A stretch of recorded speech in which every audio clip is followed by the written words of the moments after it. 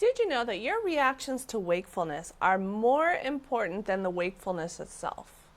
In this video, I'm going to be talking about how shifting my own reactions to being awake at night helped me teach safety to my brain so that I could start to get more and more sleep.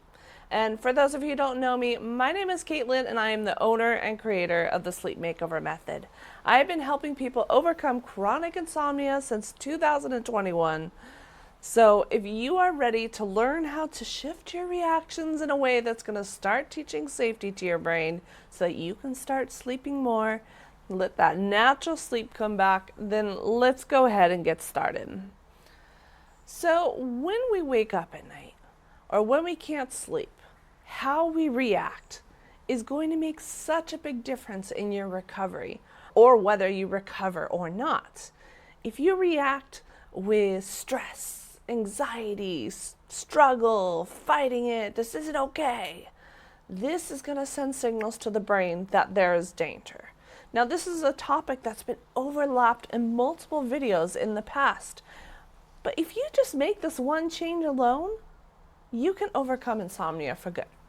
It takes time, longer than people think, but your brain needs to learn that you are safe so they can start allowing more and more and more natural sleep. So if we react instead with calm, peacefulness, which I know is harder than it sounds, that's what's going to send signals of safety.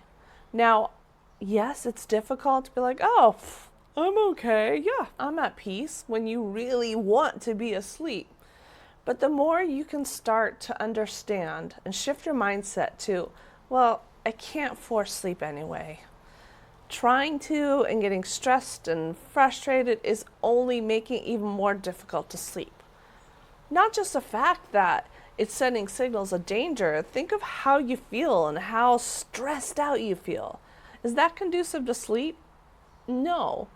Yes, it is a normal reaction and how I reacted every single night, so you're not alone in that. But when you can start to shift to realizing that there's nothing you can really do to force sleep, and trying things over and over and over and over again are exhausting and they're keeping you stuck. So what is the point of trying to fight it? That's kind of the place you have to move to be able to bring more peace and more calm. At least that's what helped me once I realized that I can't force sleep. Because you're not going to be able to get me to be like, oh, okay, everything's peaceful and great, if I didn't realize how much reacting with fear and stress was keeping me stuck, if that made sense at all. We are taught that we shouldn't wake up at all, that we should have these perfect 8 hours, no wake ups, plenty of deep sleep. We have these high expectations of this perfect sleep, or that we should have this perfect aura score. Oh, one of the things I really do not like are those aura rings and those sleep trackers and seeing everyone post, like getting frustrated that they haven't been able to raise their score and their sleep phases aren't perfect and they need to do this and what do they do? How do they fix it? That's really stressful and that puts a lot of pressure on ourselves.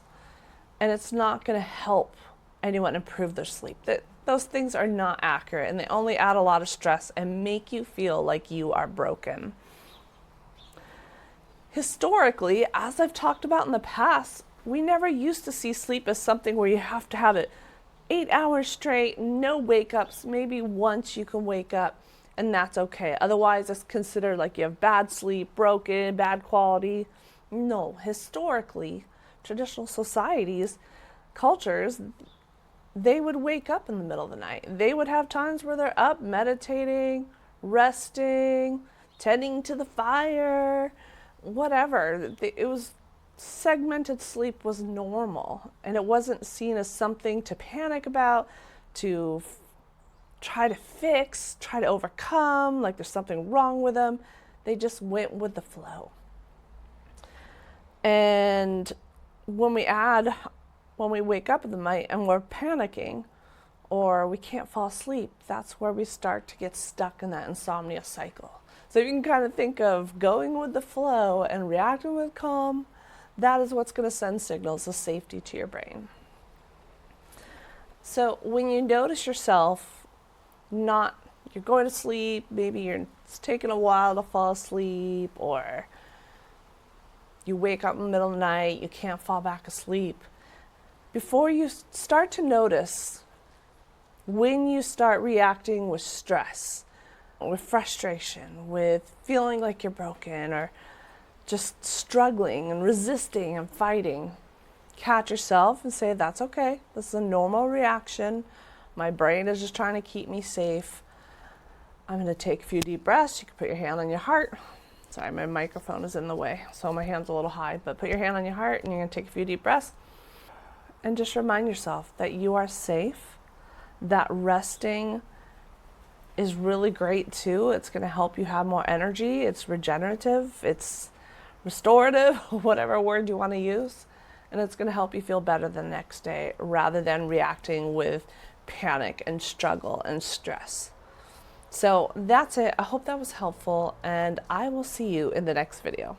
Bye.